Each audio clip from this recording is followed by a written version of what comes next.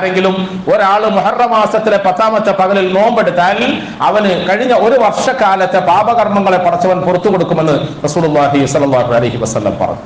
റസൂൽ സ്വല്ലല്ലാഹു അലൈഹി വസല്ലം തങ്ങളുടെ ഹദീസിൽ തങ്ങൾ ഇപ്രകാരം പറഞ്ഞു: ലൈൻ ഇശ്തു ഇലാ ഖാബിലിൻ ലഅസുമന്ന താസിഅ, ലൈൻ ഇശ്തു ഇലാ ഖാബിലിൻ ലഅസുമന്ന താസിഅ. തങ്ങൾ പറഞ്ഞു, സഹാബാക്കളെ, എങ്ങാനും അടുത്ത വർഷം ഞാൻ ജീവിച്ചിരിക്കുകയാണെങ്കിൽ 10-നോടൊപ്പം 9-ന്റെ പകലും കൂടി ഞാൻ നോമ്പെടുക്കുമെന്ന് റസൂലുള്ളാഹി സ്വല്ലല്ലാഹു അലൈഹി വസല്ലം. പക്ഷേ നബി തങ്ങൾ സ്വല്ലല്ലാഹു അലൈഹി വസല്ലം അടുത്ത വർഷത്തെ മുഹറം മാസം എത്തിയപ്പോൾ ഈ ഭൂമിയിലില്ല, അവിടുന്ന് വഫാത്തായി, ലോകത്തോട് വിട പറഞ്ഞു.